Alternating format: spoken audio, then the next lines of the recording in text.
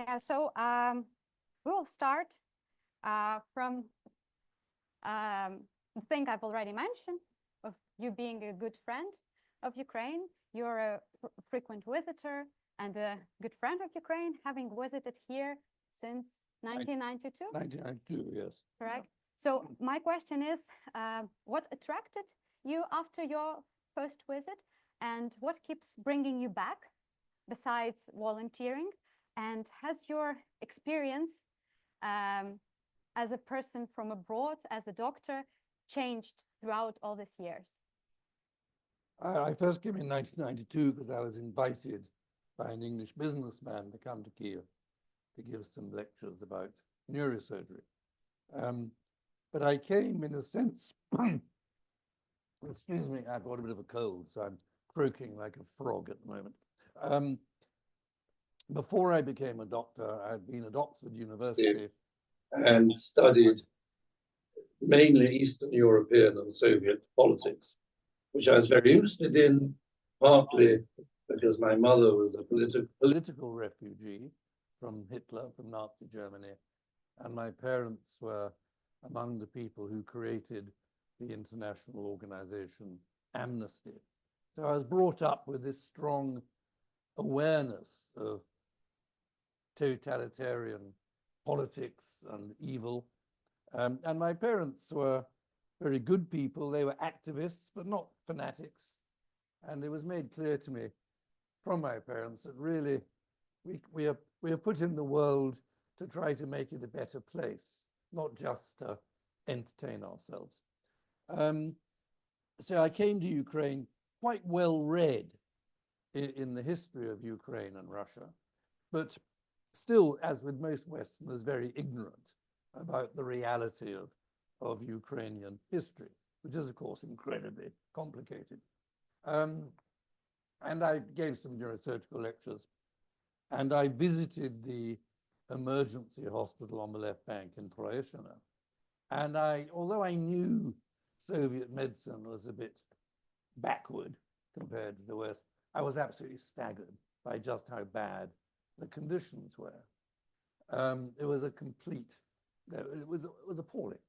And the sort of operating I saw done was more like sort of voodoo nonsense than actually serious surgery.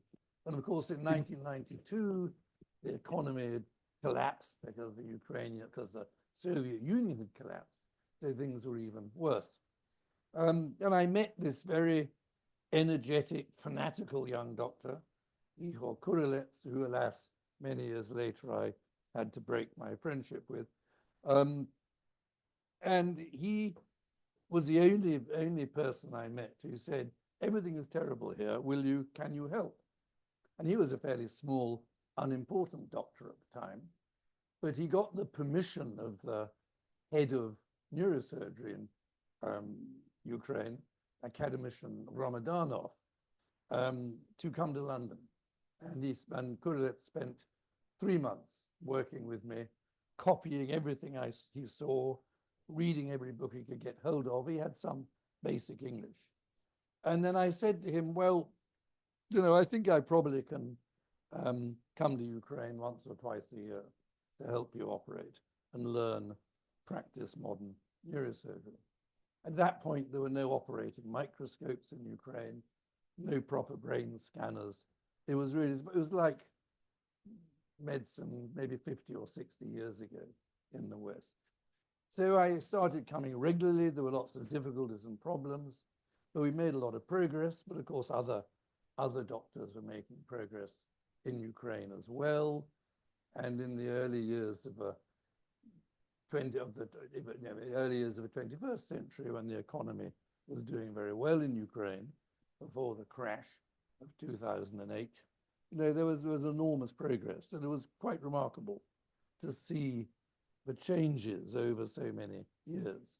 But above all, seeing the changes of the development of an attempt to introduce civil society into Ukraine, and a new generation of young Ukrainians who could see there was a better future possible, and that was looking to the West away from the East.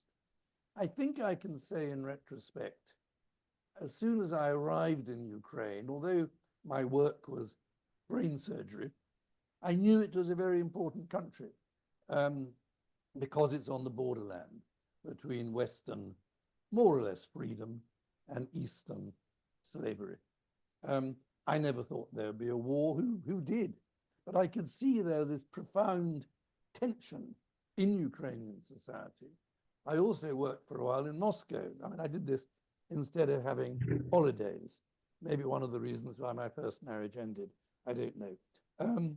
But I found the Russians much more difficult to work with. In fact, the deputy head of all neurosurgery for Russia came to London for me to operate on because he had a spinal problem and didn't trust his colleagues.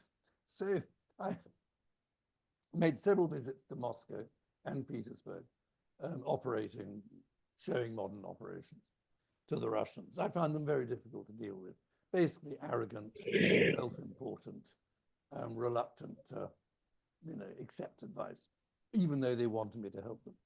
Whereas the Ukrainians I found much easier. They didn't have the Russian superiority complex.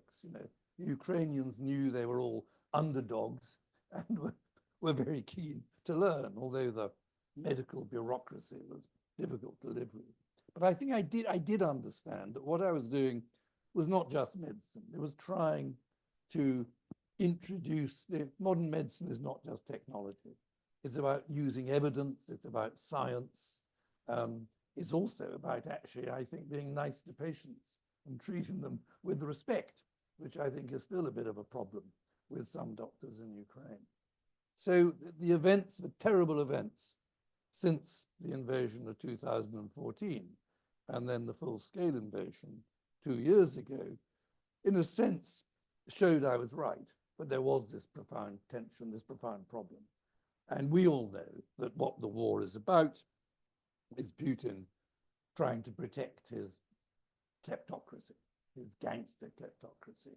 It's not really about wanting more land. It's about power, and a successful, free, democratic Ukraine is a deadly threat to Putin's regime. So that, in a nutshell, is what happened. I do describe in one of my books how I fell out, as we say in English, with my close colleague Kurelets. Essentially, as he became more and more successful, he started changing into the dictatorial, autocratic Soviet professor with whom I thought I'd been helping him rebel against. And my sort of medical religion is one of trying to be honest to patients, honest to yourself, honest to your colleagues, which is very, very difficult. We can talk more about it later. But we learn most from mistakes. If you will not admit to making mistakes, above all to yourself, you will not make true progress. And I was very saddened to realize that my colleague was making some bad mistakes and patients were coming to serious harm, and he would not tell me about it. And I thought, I can't go on working with him. If he's not going to share serious problems. I've made mistakes. I don't criticize doctors for making mistakes. The problem is to learn from them. And that's psychologically the difficult bit. And he basically couldn't do that. And also, another vital part of modern medicine is team working together. If you heard Margaret Macmillan talking, this wonderful talk earlier this afternoon, one of the problems of dictators is nobody ever says no to them. Nobody ever criticizes them. So if the dictator makes a mistake, nobody dares to tell him that. And they end up making terrible mistakes, and they will not admit to them. And it's the same problem for doctors, particularly for surgeons. We make mistakes, and it's a fundamental rule of human nature, but other people are better at seeing my mistakes than I am. We all think we're better than we are. We all have inbuilt self-confidence. And we don't like thinking we might make mistakes. And why team working is so important is that if you have good colleagues, if I have good colleagues, they'll tell me if they think I'm doing something wrong. And if I think they're doing something wrong, I will tell them. And that is how you try to make the very dangerous practice of medicine, particularly brain surgery, while you try to make it a little bit less dangerous. But it's for reasons like that that I stopped working with Kurelets, even though I'd devoted so much time and money to him for 20 years. And now I work with some younger doctors who are more open-minded and better at working together and things like that. So you were teaching Ukrainian doctors? Yes. And what do you primarily do now? Well, I stopped operating in England 3-4 years ago, before the pandemic. So I come here now. First, I will probably be doing some operating in Kiev with one of my former proteges, who's now a really good surgeon. So I will just be helping a bit to play. I will not be or play is the wrong word, but I will not be making a serious contribution. But I still like to put a pair of gloves on and help a little bit. But I really will be his assistant. He will not be assisting me. I come to lecture to medical students. I've always wanted to lecture to the next generation of doctors, to try to share my philosophy of trying to be honest, to discuss very real psychological problems we face as doctors, and particularly that you face in Ukraine now. I mean, it's because of the war, many of you are seeing so many young people being killed, horribly injured, and it's not necessary. You know, that in normal peacetime, you see people with tumors, with infections. It's not their fault, it's nobody else's fault, it's bad luck. But you're having to witness terrible human tragedies which are caused by other human beings, and that makes it all the more bitter. And these are young people. And for every soldier, for every young soldier killed, there'll be 3, maybe 4 who are left with very severe injuries. And now Ukraine, for decades ahead, will have a very large number of seriously disabled people, which is a huge burden.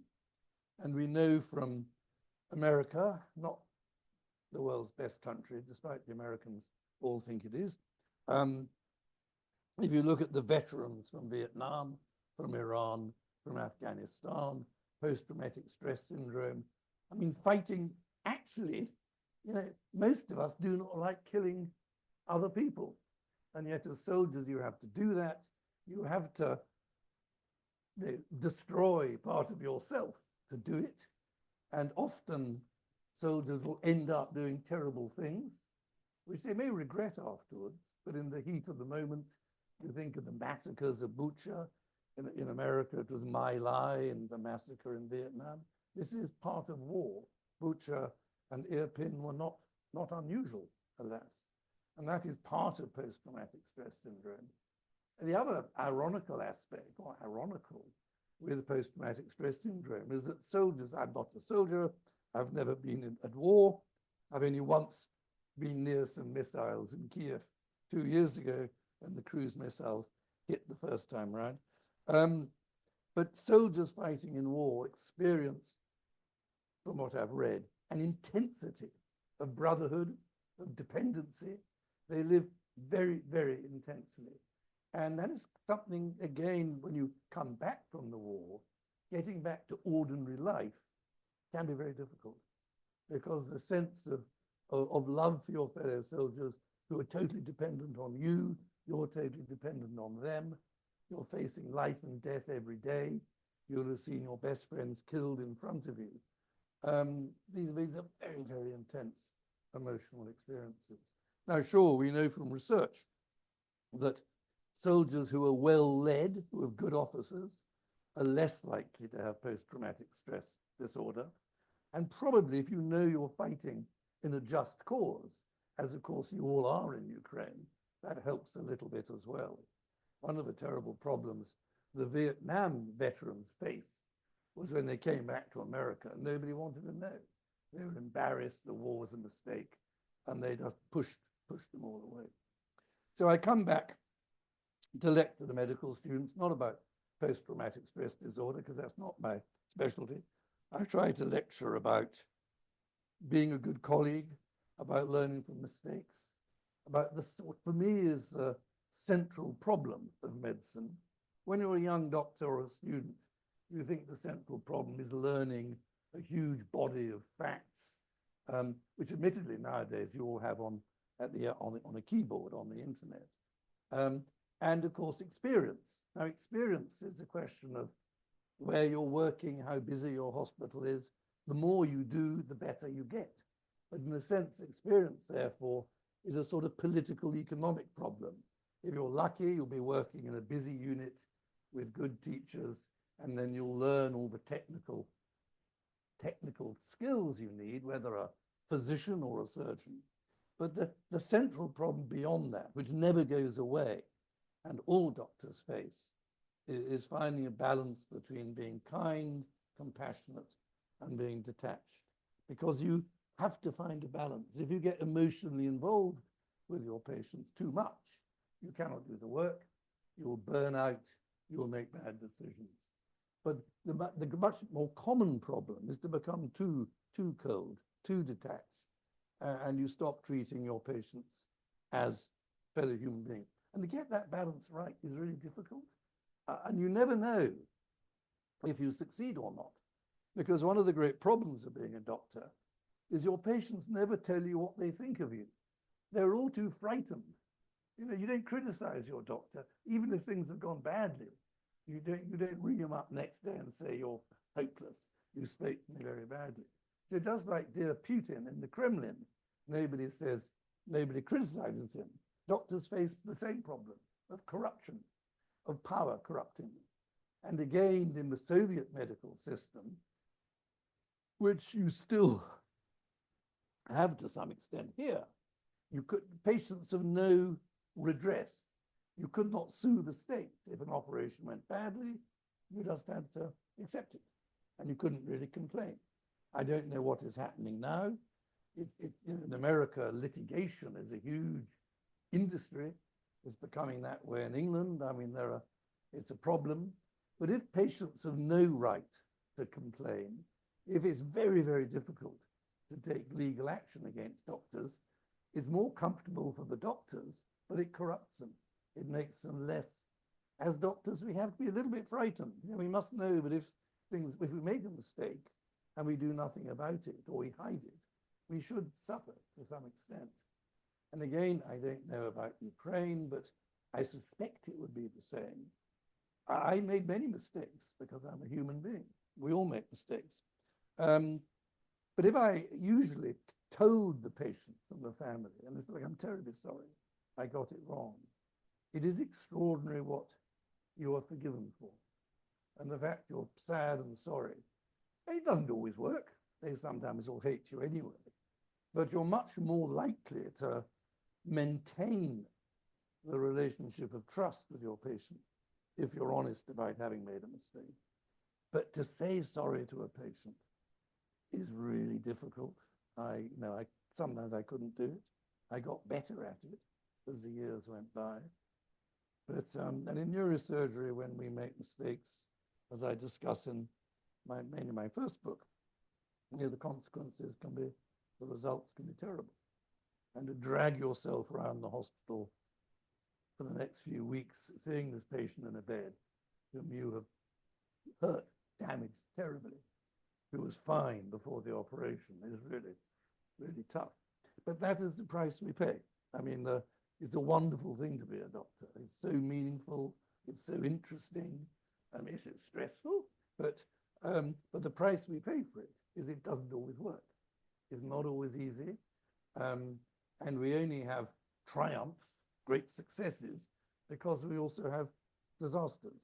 If everything we did, whether it's oncological treatment or surgery or whatever, if everything went perfectly, if it was never a problem, there'd be nothing very special about it. It'd be like going to a supermarket and doing your shopping. So the price we pay is we will have problems, we will make mistakes, we will see terrible suffering, and the challenge is to live with that and learn from that. And I think the greatest, the most important support we have for helping us do that is if you have good colleagues, if you and your colleagues are friends, and also the wider team, which is the nurses, the porters, the cleaners, the physios, working in working with the doctor, particularly in hospitals, although also out in family practice, is like a chain. We're all links in a chain. And the strength of a chain is the weakest link. And if you treat all your colleagues at all levels of the hierarchy, polite and with respect, they will be stronger links.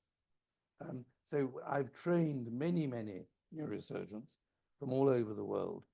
And one of the most important judgments I would make was whether they were good, whether they spoke politely to the nurses, to the cleaners, to the porters, whether they were good, whether they were nice to work with. And these almost always would be good doctors, and in my specialty, good surgeons as well, because they cared. We need to move away from the idea of the big professor who knows everything and never makes mistakes and says, this is the case, and then everything else. We need to get away from that. That is not how modern medicine works. And although I only come to Ukraine for a few weeks a year, it is changing. The younger doctors are much better at this more open approach. But there are still quite a lot of the old senior ones. And the other problem is the old economic problem that is in the state sector and in the private sector. The doctors are in economic competition. And many of, I'm told, many of the senior professors do not like sharing their secrets, because they're worried it'll be a threat to them.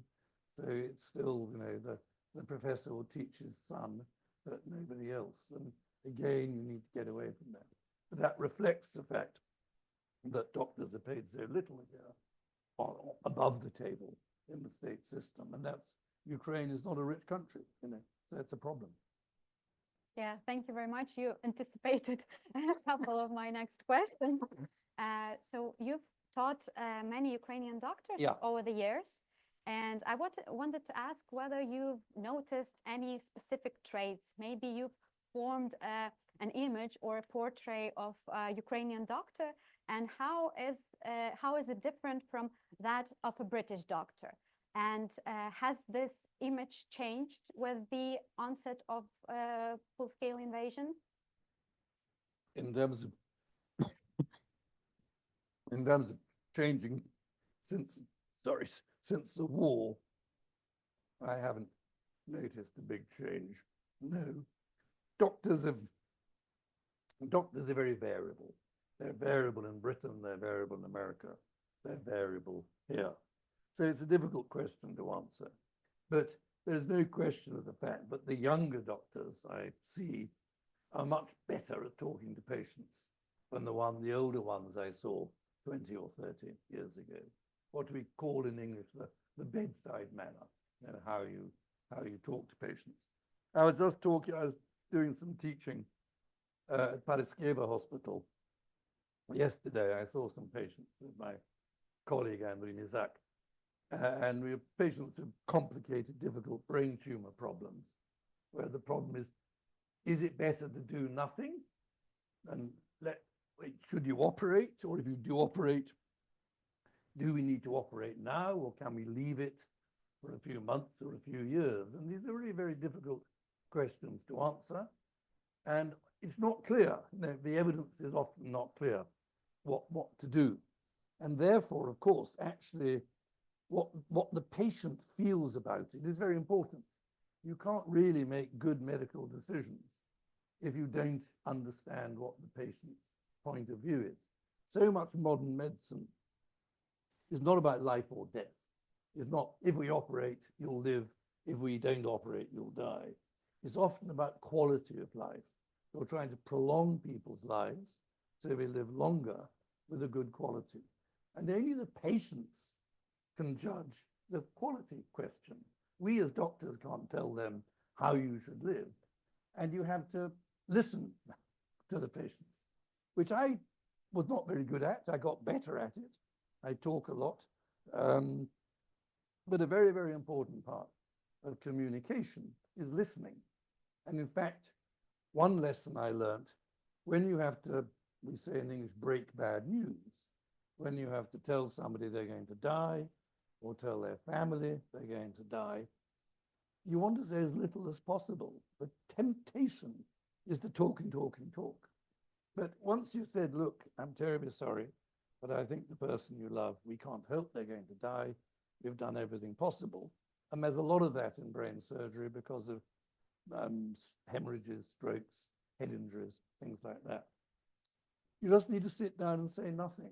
And you have to tolerate silence, not rush out of the room or start talking about technical stuff. Well, we can go on ventilating them or give them this drug or that drug.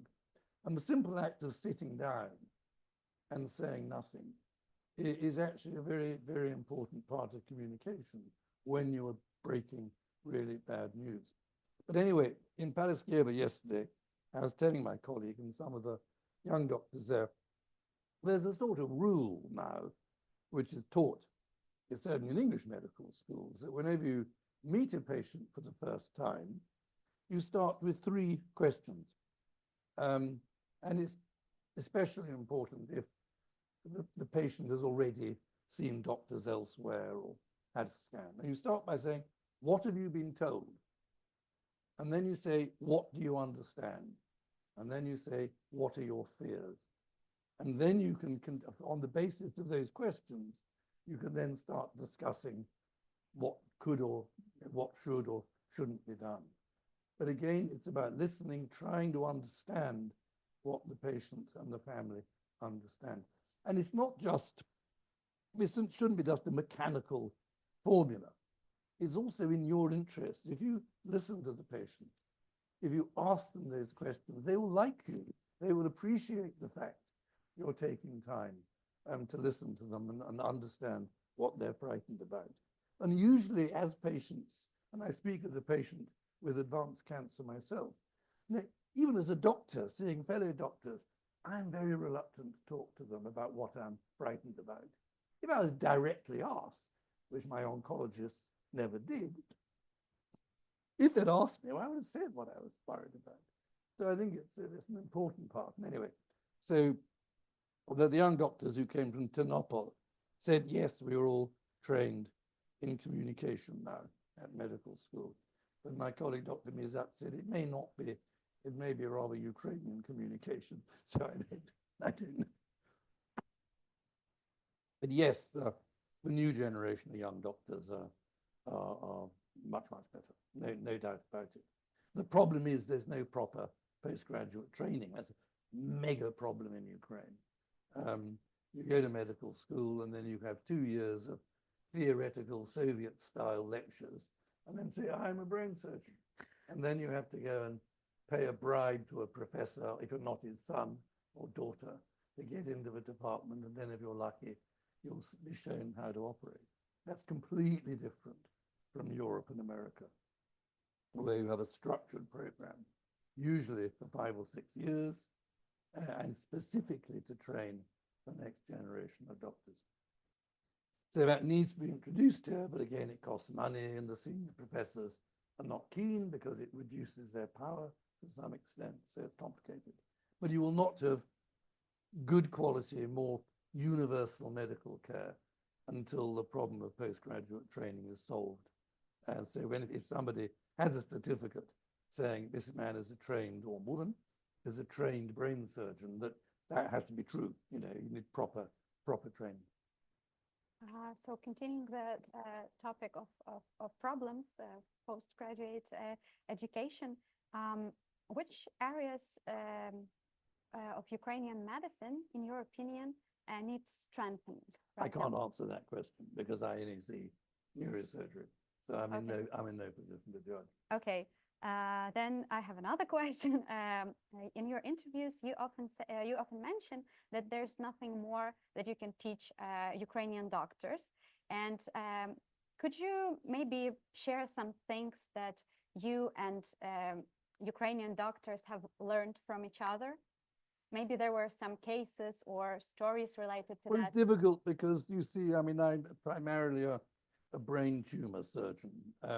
I used to be an aneurysm surgeon, but then that was replaced by interventional radiology. The problem is in Ukraine, because of late, there are not so many brain scanners. And now even worse with the war, the tumors are much bigger. So, I mean, it was both exciting and frightening to come here to see tumors which are much more difficult and challenging and bigger than I would see in England. And until now, the hospitals I'm familiar with in Lviv and Kiev, they have modern equipment now. So at least they have modern equipment to deal with these tumors, which often are still very, very big. I think what I learned from Ukraine, which has been confirmed doubly by the war, by the full-scale invasion, is the quite incredible resilience, toughness of Ukrainians. But of course, the sad truth is that you are so incredibly resilient because your history is so terrible. And as Yaroslav Hrusak was saying at the meeting this afternoon, maybe 30% of the Ukrainian population died violently in the 20th century. So the history of your nation is written in blood and suffering. So it's nothing very new for you. That doesn't mean to say you don't suffer. I mean, you're all suffering terribly. You're losing, you've lost thousands of men and women. But the sheer toughness of the Ukrainians is extraordinary. The second thing is stubbornness and self-help of Ukrainians. Some people might say that's a peasant characteristic, but I've always been amazed at how my colleagues will pick up their mobile phone and can organize almost anything at the last minute, and with their network of friends and colleagues can get things done much, much more quickly than I could get done in England. And this business, because if you don't trust the state, and certainly in the Soviet time, if the government is essentially your enemy, you have to trust your family and friends. In the West, we have the luxury, although we may complain a lot about our governments, the government is basically there to help us. That's their duty. Whereas it's different, it was different. It still is different in Russia, of course. And that is part of the transition from the Soviet state to the civil society you all desperately want Ukraine to become. So that aspect of Ukraine, the stubbornness, the self-help, I was at Maidan a lot of the time, and it was quite extraordinary to see how it was a kind of self-assembling, self-organizing revolution. I was just so proud to be there, be a little trocky part of it. Yeah, we appear to be good at networking and Yes. forming horizontal connections. Yeah, so some things you've mentioned earlier lead me to my next question, and I'd like to talk about these remnants of Soviet era in Ukrainian medicine. I think you could answer this question pretty good. So we have this kind of closed nature, we have this reluctance and fear of sharing our experience. We have this hierarchical hazing culture all around. And what of these remnants do you identify? Maybe you came across some of them. And do you feel like these remnants are fading away? I think they are. With the new generation, yes, is the answer. I hope they continue to fade away. I think the biggest Soviet remnant is the hopeless postgraduate, the lack of proper postgraduate training. Hierarchy, well, on the whole, in Europe, as you move from west to east, organizations become more and more vertical. I mean, certainly in Germany, the senior professor is in a pretty tyrannical position. And I was talking a few days ago, where was it? In Istanbul, at a conference, to a Romanian surgeon who had worked in England, now works at the Karolinska in Stockholm. And I've always thought Sweden was, I've lectured in Sweden. I have some good colleagues there. But he was saying actually in Sweden, it's still, the professor is still completely the boss, and the professor decides who gets the job. You know, it's still a very steep pyramid. So it does vary. In England, it's the hospital medical system is kind of rather odd and rather English. There's no head of the department. Well, once you're a senior doctor, you're all sort of equals. The professors, the research academic professors, have a totally separate hierarchy from the ordinary government doctors, as I was. I got this cold from a Ukrainian friend, so I'm blaming. That's right. I'm blaming you. Have mine as well. I'm blaming Ukraine for my cold. I got this Sorry. from a Ukrainian friend. We're terribly sorry. It's all your fault. So it does vary. In England, I mean, we still have a hierarchy, but my relationship to I only teach now in my hospital. I no longer see patients or operate. But my relationship with my trainees is sort of like that. It's not like that. We're not complete equals. But, you know, we're on, well, because I'm older, we're not on first name terms. But with the younger senior doctors, they're all on first name terms, which I like. In America, the medical departments always have a head, have a chairman. He hires and fires and is in a position of considerable power. But they change over quite often. And there's a lot of movement. Hospital doctors, senior doctors, so-called faculty, will often leave and go and work in another hospital. There is tremendous mobility of labor in America, and particularly in medicine. In England, once you have a senior post, you usually stay there for the rest of your working life. So it does vary from country to country. What I learned working, I worked in many countries, visiting, not full-time. I worked in Sudan, Nepal, Azerbaijan, Ukraine, other countries I've forgotten. But what medical systems vary, the relationship between doctors and patients varies, depends on the culture. But what doesn't change is the patients. When we're ill, when we're frightened, when we're in fear of death, we're all the same, irrespective of the color of our skin or our religion or the culture we work in. And as we say, travel broadens the mind. And you become much less, all of us from the West, particularly an Englishman of my age, we cannot help but have this slight sense of superiority, British Empire, all that crap. And I'm not at all proud of the British Empire, but it's part of your heritage, and you have to learn to overcome that. And traveling, it's one of the great privileges of being a doctor, is it's an international brotherhood, an international sisterhood. And you can see another culture, another country from the bottom up. Not like being a tourist, but not a tourist, not tourism. And it taught me a certain amount of modesty and humility. I might go to countries where the medical conditions are terrible, but I then realized this meant the doctors there had to be better than me. You know, they had to operate without all the equipment and toys and machines and microscopes that I had. So I think I've learned a lot from that. And I've met some terrible doctors in Ukraine. I've met some wonderful doctors in Ukraine.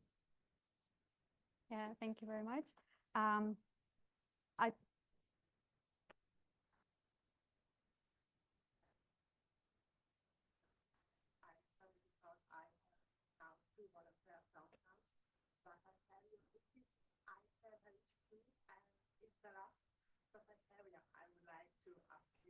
To sign it. Yeah, sure. Thank you. Bring it up. I've got a pen, yeah. And your name? Liana. How do you spell that? L-E-A, yeah. Yes. Okay.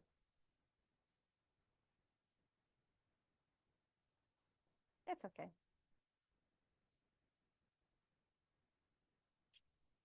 Будь ласка. Давай. So I would like to continue your answer to my first question. As students and young practitioners, me and my colleagues, we were kind of always taught about the high competition, the distance between doctor and patient, about this superior position of doctor. And at the same time, so little was told about ethics and empathy, about actually treating human beings, not illnesses, and being human with meaning that you can make mistakes and you can also have fears and emotions. And honestly, one of the first time me and my friends heard about these traits was during one of your visits to Lviv. And you were then talking about what makes a good doctor. So that's what and you in your books, you often mention these traits as qualities of a good doctor. So I wanted to ask, what makes a good doctor? Which other qualities make a good doctor for you? Well, there are many different medical specialties. To be a good psychiatrist is very different from being a good brain surgeon. Probably the only medical specialty where your manner does not matter very much is pathology. If you're doing a post-mortem, you know, it doesn't matter very much. What do you say to the dead patient? Well, I think there's a lot of argument at the moment particularly in America, the traditional model, I have to use English words, which maybe don't translate very well, was detached concern. You were concerned for the patient, but you were detached. In other words, you did not join, you did not expose yourself to the patient's feelings. Now, of course, you know, anxiety is contagious. We all hate anxious patients because they make us anxious. And a lot of what goes on in medicine, and particularly in hospitals, is about stopping patients express their anxiety, because that then makes us anxious. And you can't get away from that. But it's a question of keeping it in balance. So some people, I was reading there's an American, I think it's a family doctor called Rita Charon, who has started a sort of movement called narrative medicine, where you encourage medical students and young doctors to see, you know, to see their patients, to see their patients as part of a story, to understand the patient's story. Now, it's fine, I think, for psychiatry, maybe for family practice. As family practice, you see many psychiatric problems. A bit more difficult than a hardcore specialty like brain surgery. But the model people like Dr. Charon recommend, they call it engaged concern. You become engaged with the patient's feelings rather than pushing them away. Now, part of modern medicine is not just the doctors who change, it's the patients change. Patients now have access to the internet. They'll probably all have Googled their condition. They may know more about it than you do, you know? It can be quite threatening. So this old model of being totally detached and above, well, I never liked that anyway. It's not me. And partly because I was already almost 30 years old by the time I became a doctor. I'd done quite a lot of other things first. But I don't know, as I said earlier, my patients would never tell me what they thought about me. Yes, if the operation goes well, they think you're God.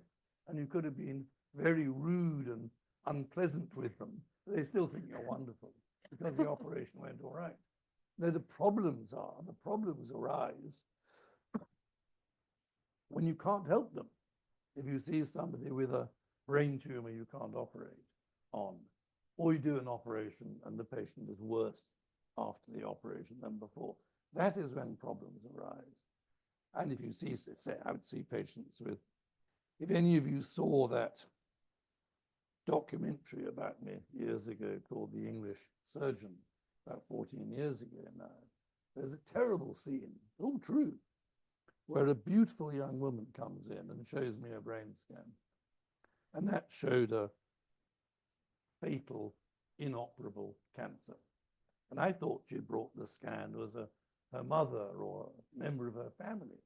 But no, it was her. It was her own brain scan. And she had no idea what it showed. She'd had bad headaches, and she had papilledema in the eyes. And you can see me in the documentary being filmed, just not knowing what to say. And it was, again, because of a language problem and correlates and everything else, it was difficult. But you know, having to explain something like that is really, really difficult. There are no easy answers. But as I said earlier, when you have these really difficult conversations, the important thing is to say very simple things, not talk too much, and stay sitting and take your time, and accept the patient will probably burst into tears. And, you know, you just have to accept that. But it's difficult. It's difficult.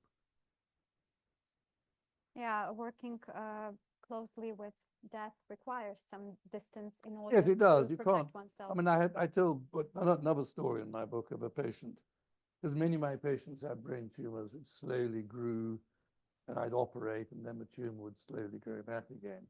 So many of these patients I've been looking after for 5, 10, even 15 years. And I became very close to some of them. Not exactly friends, but I knew them very well. And they had great confidence in me. But occasionally, you know, there'd come a point where the tumor had grown back again. They'd had radiotherapy, chemotherapy.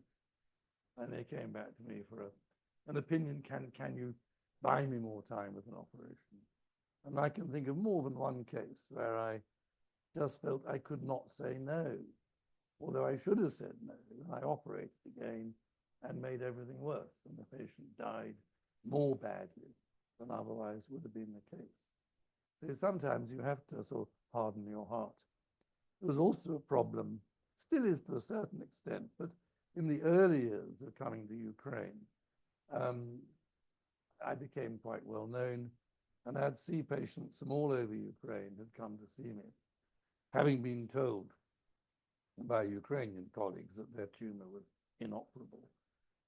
And there's a particular tumor in children called a craniopharyngioma, which is technically very, very difficult, very high morbidity. And certainly 15, 20 years ago, the technical facilities for operating on them here were not good enough. And also, this is in children, and also all the children will be left because of the operation and the tumor with pituitary failure. So they will need lifelong hormone therapy, which often, again, 20 years ago, would not be available. So it didn't really make very much sense to operate. Some of these children I brought to London on a charitable basis and operated there, where technically it was better. But then they had to come back to Ukraine, and there'd be further problems. And I brought one child to London, a very difficult operation. It all went badly. He ended up in hospital in London for 6 months. And obviously my hospital said, you cannot bring any more children here from Ukraine, because we cannot just give you a bed for 6 months. We need the bed for our English patients. So I had to learn sometimes just to say, I cannot help. You know, you'd see a child, it was always particularly painful. My own son had a brain tumor, so I know what these parents are feeling. And to tell the parents, you know, there's nothing to be done is awful. But you must say that. You must speak the truth. You know, you mustn't do an unnecessary operation or give false treatment, which will not work. And certainly 30 years ago in Ukraine, I saw all sorts of voodoo treatment, optic stimulation for blindness, radon gas inhalations for asthma. This was here in Lviv. in the transport, in the railway workers' hospital. I mean, the division, a long time ago now, but the division between what we call conventional medicine and alternative medicine had not occurred. In Soviet medicine, alternative medicine and conventional medicine were still together. In England now, there are more, it is said, there are more practitioners of alternative medicine than there are family doctors. It's very popular, you know, herbal treatment, massage, sitting under triangles or domes or something or other, you know, pyramids. Yeah, alternative medicine is becoming very, very popular nowadays. But the placebo effect is very powerful. You know, the placebo effect does not cure cancer, but it can certainly make you feel better. Yeah. And so many of our ailments are psychosomatic. Over the years of your work, have you managed to find this balance between empathy and detachment? And if you do you have a recipe or a formula you can share? Looking back on my career, I feel I was too detached. Looking back in it, I feel, you know, I was cold, I was unsympathetic. But I hope that wasn't really the case. But, you know, I'd get very upset if an operation went badly. I'd be really upset. We all do. It's unusual. Most doctors are not, most surgeons are not psychopaths. It gets easier as you become more experienced. When I had my first bad surgical results when I became a senior doctor, I felt terrible for weeks, but you have to go on. You can't go away on sick leave. As the years went by, if I had a problem, I felt terrible, but only for a few days. You know, I tell my trainees or colleagues, look, if you don't feel terrible, that's bad. You're not a good doctor. If you're going to be a doctor, it is going to be painful sometimes. I mean, for family doctors, they will regret having missed the cancer diagnosis. For psychiatrists, they will have had patients commit suicide. We all have, we say in English, skeletons in our cupboard. And in specialties like mine in neurosurgery, there are far more because it is so dangerous. But what, of course, attracts people like me to surgery is it's dangerous. It is the risk. You know, if brain surgery was totally safe, I wouldn't do it. So it's like mountaineers.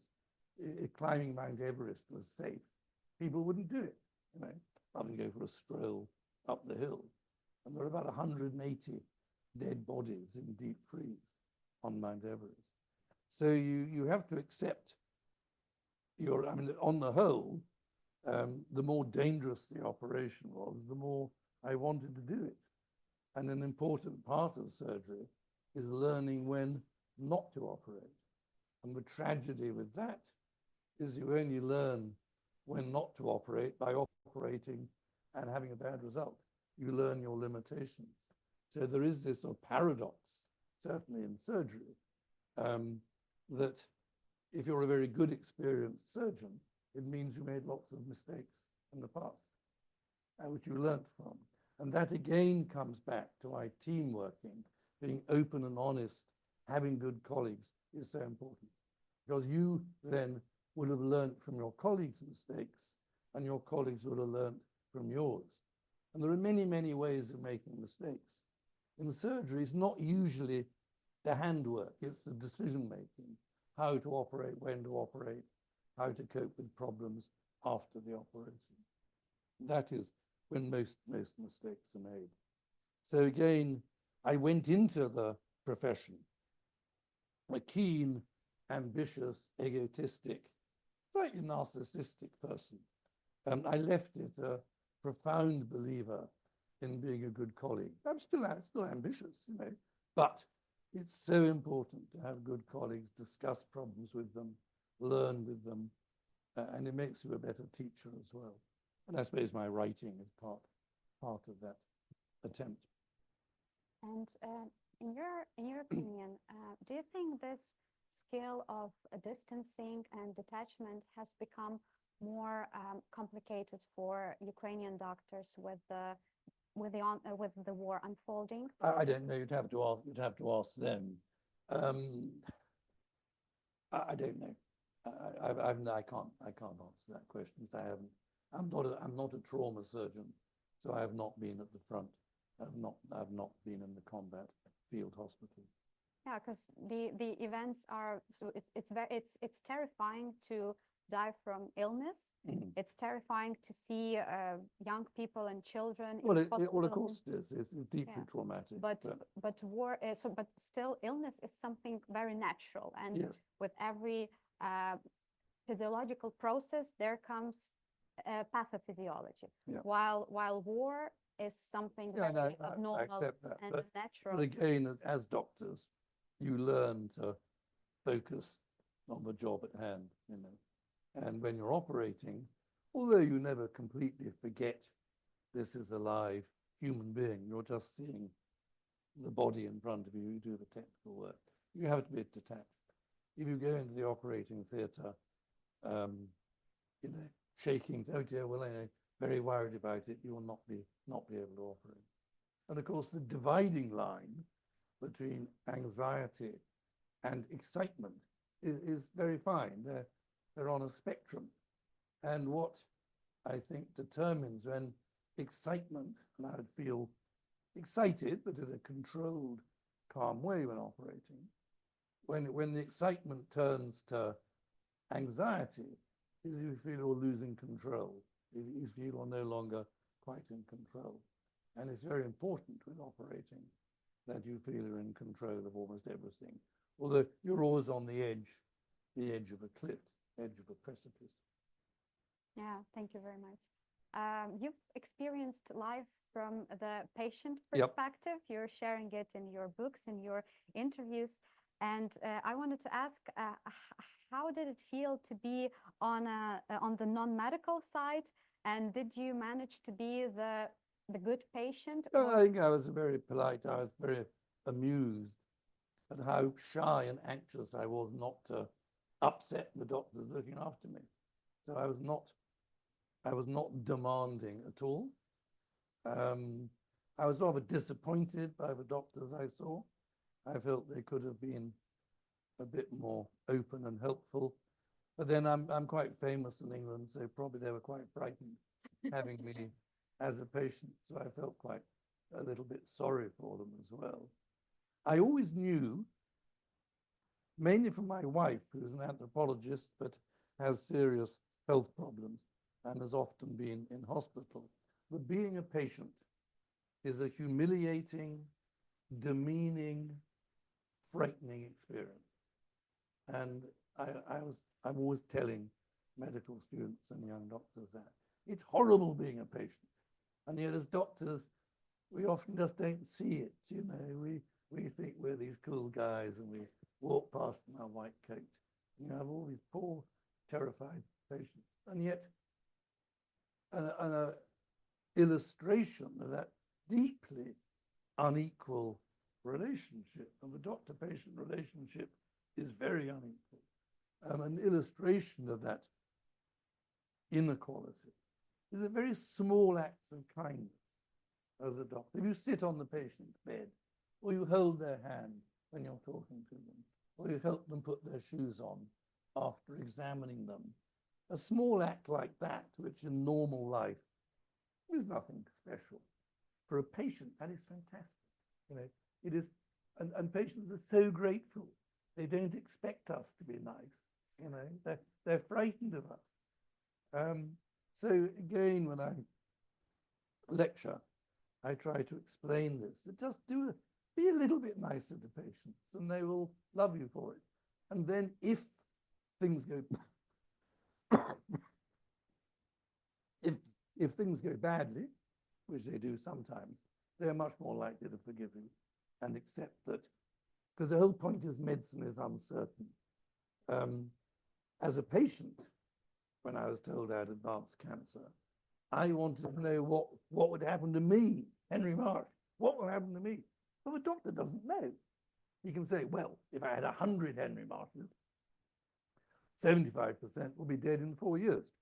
But, you know, he doesn't know what will happen to me as an individual. So as doctors, we deal with uncertainty, and our poor patients want certainty. And again,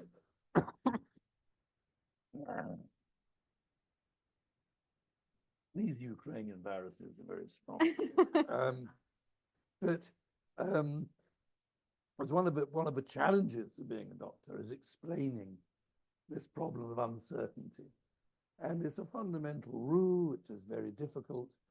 You must never lie to patients, but you must never deprive them of hope, because hope is actually one of the most potent, strongest drugs we have. And to find that balance between giving hope and giving truth is often quite difficult. But there is a way of talking. You could say, well, Henry, there's a 75% chance he'll be dead in 4 years. So, well, look, there's a high risk he could be dead in 4 years, but 25% of people are alive and well in 4 years' time. So just changing the way you talk, tone of voice, body language, all that helps a little bit. Thank you. I wanted to ask, are Ukrainian patients different from other patients in any way? It's difficult for me to judge because of the language problem, but I think no, I don't think so. And I think if Ukrainian doctors were nice to Ukrainian patients, it would be appreciated. Yeah, thank you. So if you had an opportunity, what would you change in Ukrainian medicine, and what will you definitely keep? The postgraduate training system needs to be changed, without a doubt. I like, with some of the doctors, they have a much closer relationship with their patients than we do in England, partly for sort of self-help business. I like that. I admire that. I hope that continues. Yeah, and we have that thing that doctors are easily accessible. You can actually call your doctor. Yeah, well, yes. The problem with that is there are lots of doctors and you can get lots of opinions. Yeah. But they may not be good opinions. That's You're the right. trouble. But I agree. I mean, I know many Ukrainians now in England complain bitterly, but they cannot. It is so difficult to see a doctor because there are fewer of them. But when you do see a doctor, finally, if you're lucky, you're more likely to get a sensible, good opinion than a bad opinion. It's a difficult balance. So we're coming to my last question, Okay. and then we'll have the questions from the audience from here and from the computer. So I want to ask you, what advice would you give to medical students in Ukraine, to those studying psychology, and to doctors? Very simple. Ask for help. Thank you. Simple as that. Thank you very much. Fundamental rule. Ask for help. Don't be shy. I wish I'd asked for help more often, both as a young doctor and as a senior doctor. I got better at it as I got older. Yeah, thank you very much. My part is over, Okay. and maybe there are some questions. Yes, please. You described quite well the behavior of a good doctor. What would you consider a behavior of a good patient?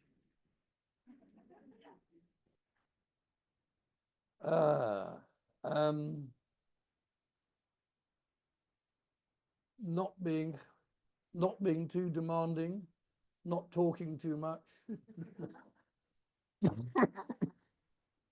No, never allowed to complain. You see, it's easy. In England, I had a lot of American surgeons training with me in England. And they said English patients are so easy because in England, it is part of our culture. You must not complain. At least you mustn't complain to people's face. You complain behind their back, but we mustn't make a fuss, So English patients, on the whole, are perfect patients because although they might be very unhappy and very anxious, they won't tell you.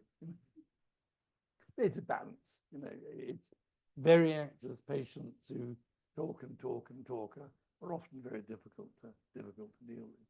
The ideal patient, you know, understands that what you do as a doctor is difficult and uncertain, but they are more likely to be good patients if you talk to them well and explain things well. So really, I think with very few exceptions, ideal patients are made by doctors, by the way they talk to them and the way they treat them. Yeah. Thank you. I would like to remind you that you have a chance to receive one of, just a moment, one of Dr. Marsh's book for your questions. So please, and then Dr. Marsh will choose his I don't favorite like question. that part. I don't like that at all. Okay, so Embarrassed. I guess we have 7 questions. Mm-hmm.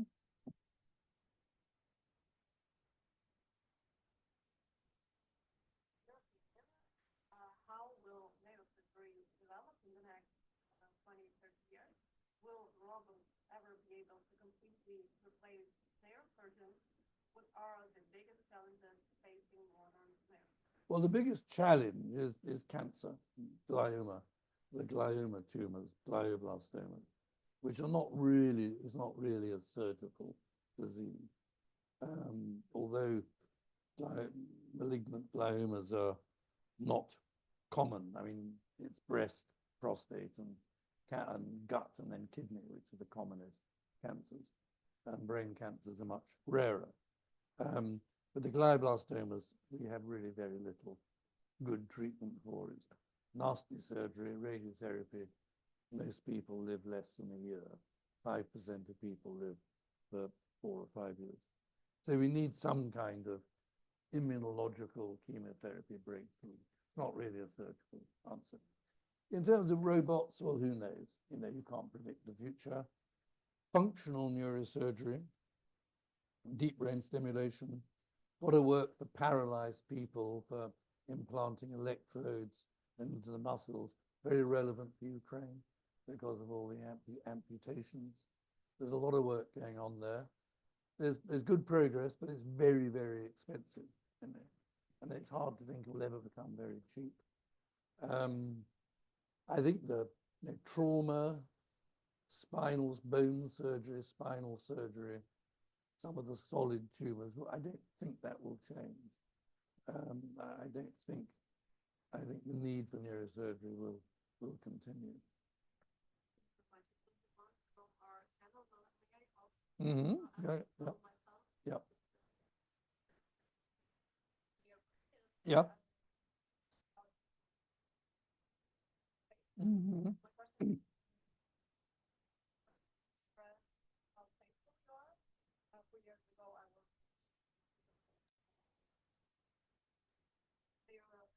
Not in surgery, but neurology Mm-hmm. department.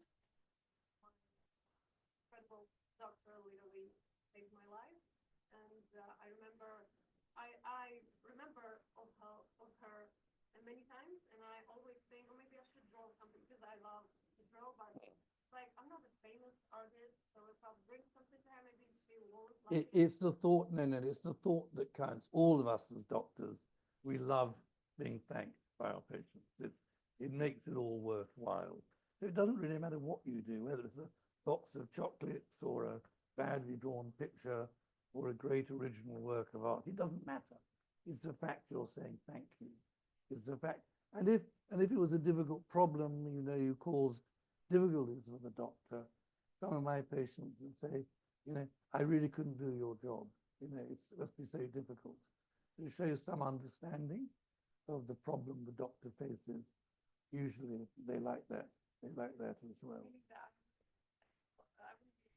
I cannot even watch my blood or Yeah. somebody else's Yeah, blood. yeah.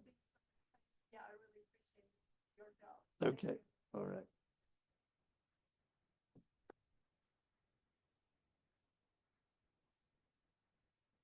Mm-hmm.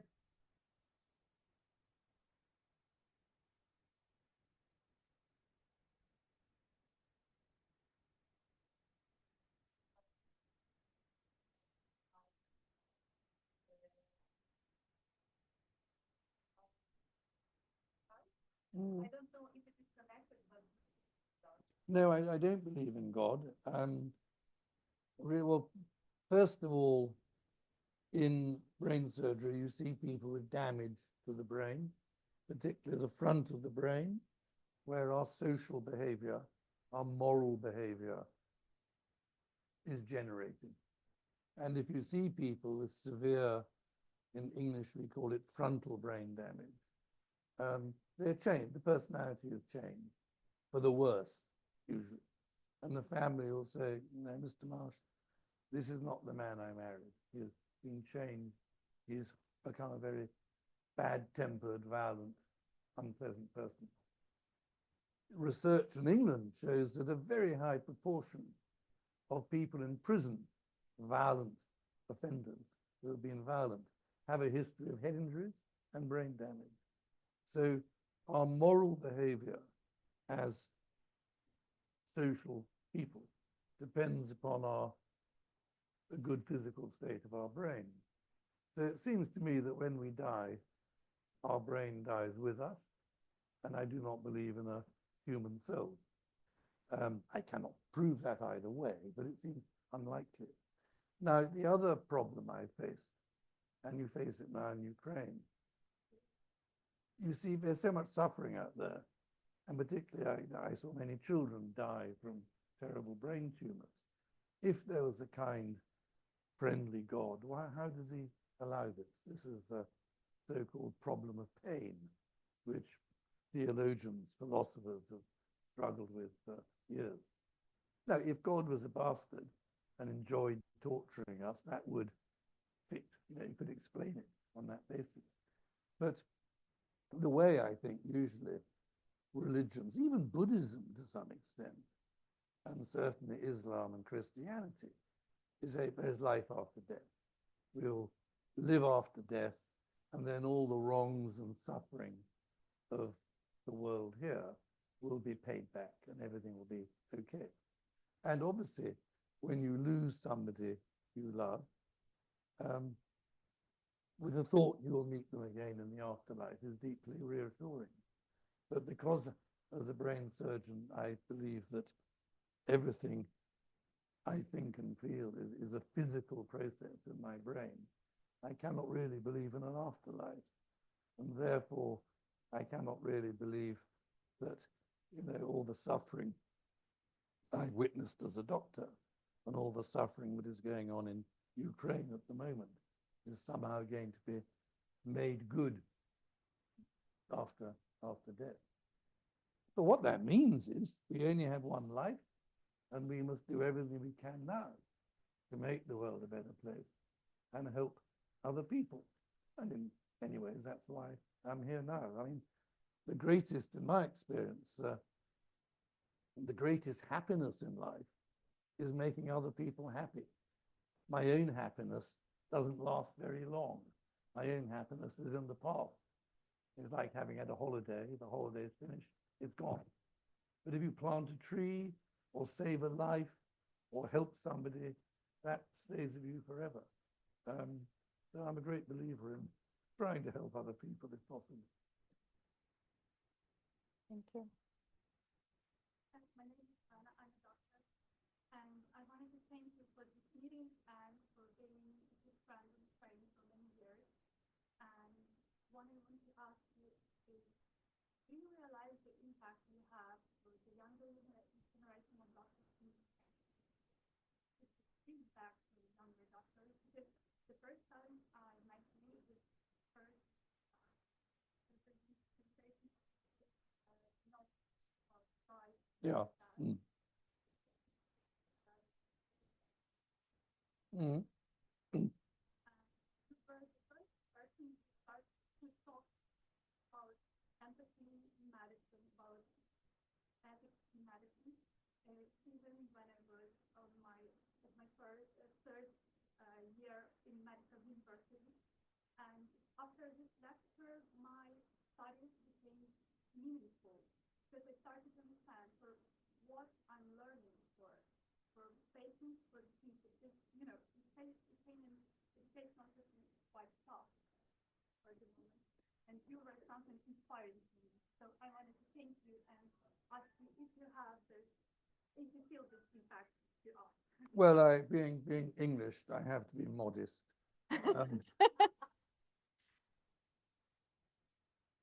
People do sometimes tell me, yes, I've been helpful. And I think that's a big privilege for me, you know.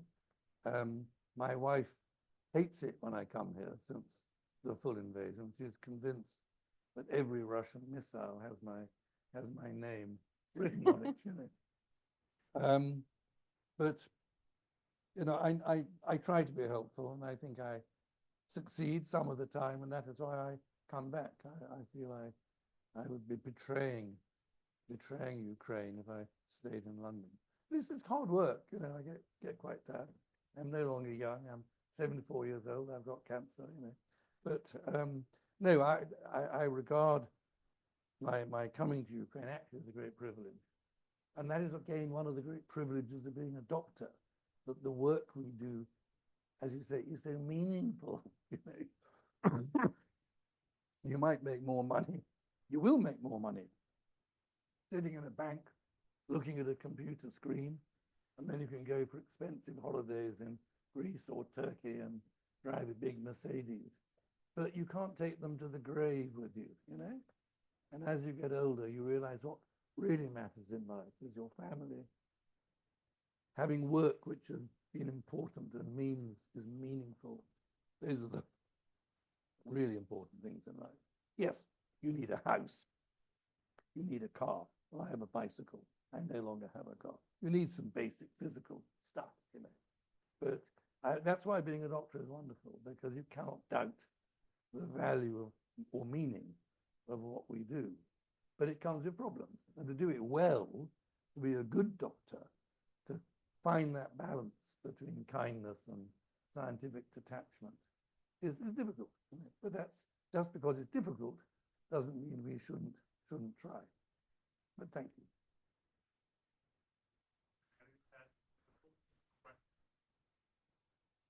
Not as such. Most surprises were bad surprises, and something went horribly wrong with an operation, or a patient developed some terrible post-operative infection, which I couldn't believe.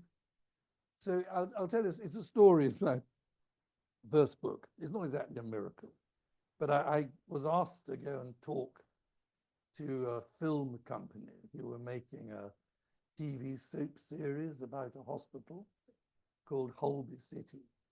And they wanted to introduce a neurosurgical ward into this fictional television hospital. So they asked me to come and talk to them about neurosurgery. So I talked for about an hour, and it was all rather grim. And they said, "This is terrible. This is all you're telling us is about death and brain damage. And can't you tell us a more positive story? Surely sometimes you have a good story." I mean, I remembered that I told the story. It's a true story. We admitted a young woman who was, I think, 38 weeks pregnant, and she'd gone almost completely blind over a few days from a tumor in her pituitary gland, which had suddenly got bigger. And so we were faced by the problem. She was about to give birth, and she was going blind. And so I discussed it with my obstetric gynecological colleague, and we said, right, we'll do both things at once. So we anesthetized her. I operated on the tumor and removed the tumor. And then my obstetric colleague took over and delivered the baby. I still weep a little when I remember this story, because afterwards, amazingly, not exactly a miracle, she could see. Her eyesight got very quickly better, and the baby was there at the end of the bed in the cot. And I thought, God, what a job, you know. And the husband, the father, was more or less on his knees, you know, kissing my shoes. But it was wonderful. And that's an example of the tremendous reward you can have in medicine, and what a privilege it is to be a doctor. Yeah, thank you very much. Okay. Thanks everybody for your question. Thank you, Henry, for this marvelous conversation. I want to be a doctor again. Yeah, so, and now it's time to decide. I can't decide. You'll have to work out how to do it. So can I? Can I? You have I to need to decide. I'll decide. sign them and you decide. I'm Oh my sorry. God. I can't. I know exactly. It's a tough, Yeah, tough yeah, one. it's isn't it? very tough. Yeah. Oksana will decide who gets the book. Okay, I think we should praise.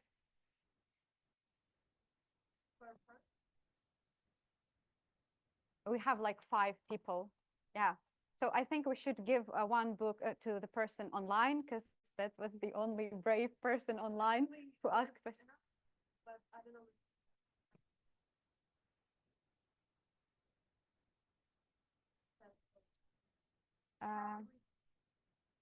Do you have some inspiration to answer one more Yeah, question? yeah, sure.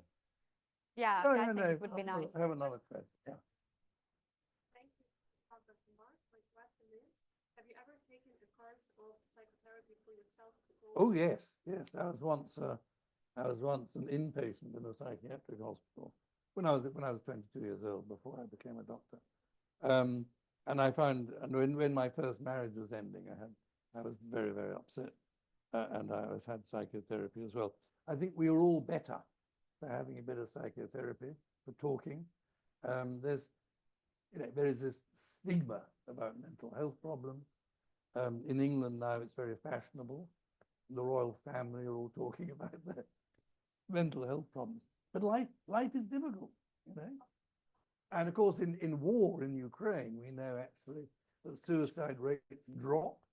And although everybody is very anxious and depressed, actual sort of full-blown mental illness is often less during war and civil war, which is a strange thought. You can understand why. No, I'm a great proponent of psychiatry.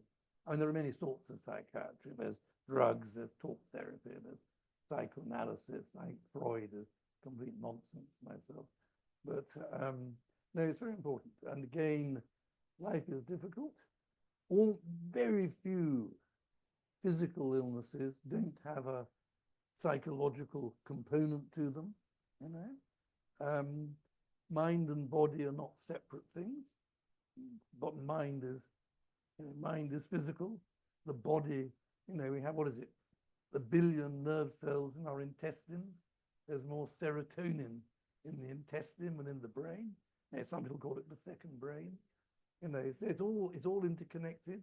The vagus nerve has more information going from the abdomen to the brain than the other way around.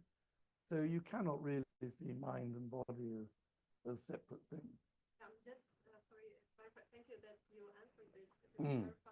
Person taking psychotherapy for the sake of your own mental. Oh, But it's really. well, it's a more interesting question about me, I think. But yeah. But this person meant if you took the psychotherapy for better understanding your clients, maybe to cope with problems. No, I think well, if I understood my patients, it was because I'd suffered a bit myself. And also my son had a brain tumor. My second wife was Crohn's disease. By the time I had cancer, I was no longer seeing patients in England. It's a very common remark by older doctors to say, it was only when I became a patient myself, I really understood what my patients were going through. Seeing a patient, or our patients' lives, are rather like the electromagnetic spectrum, you know, with infrared at one end and X-rays at the other end. And we just see a very small part of the visible spectrum. And as doctors, we actually only see a very small part of the story of our patients' lives. But coming back to Dr.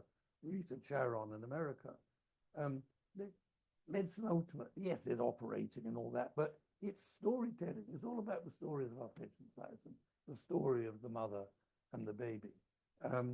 If medicine was just purely mechanical, technical, it wouldn't be very interesting. It's the fact it's of patients' lives and the stories of their lives. And because I've traveled a lot and I've done lots of different things, I like doing outpatient clinics. I like to think I could talk to my patients about almost anything other than football and sport. That was one thing I couldn't talk about. And I like to have a conversation, if there was time, about their lives and their work. And I worked in the South London, where there was a very large immigrant population. And many of the patients I saw were immigrants. And they all had such interesting stories to tell. Many of them had traveled all the way across the world, terrible difficulties. Really, really, really interesting. I mean, if you're not interested in people, you probably shouldn't be a doctor, or you should be a pathologist, perhaps. But I mean, it's just so, people are so interesting, you know? There just wasn't time in my outpatient clinic to really get to know the patients properly, because it was interesting. Like on the one hand, you talk about those corrupted doctors, but on the other hand, it feels like doctors are the most humble people on whole. A lot of them aren't. A lot of them aren't. A lot of them are arrogant, self-important, little gods, you know. Thank you very much. Okay. Yeah, thank you. So I think that the questions you two asked have answer in this book. So there are the stories you're asking about. They are here. So you decide who gets the book, and you two decide as well. Yeah. Painful. Yes, it's very hard. I hope there will be 3 questions, and we'll just give 3. Or maybe everybody has the books already, so you can Yeah, just, you just leave them on the table. Yeah, if you already and have a the book, books will then disappear. yeah. It's only first come, first served.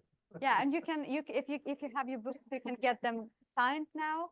And yeah, thank you very much, Dr. Marsh. It was a very pleasant conversation, and yeah, thank you. Sure. Thank you, everyone. Okay, thanks.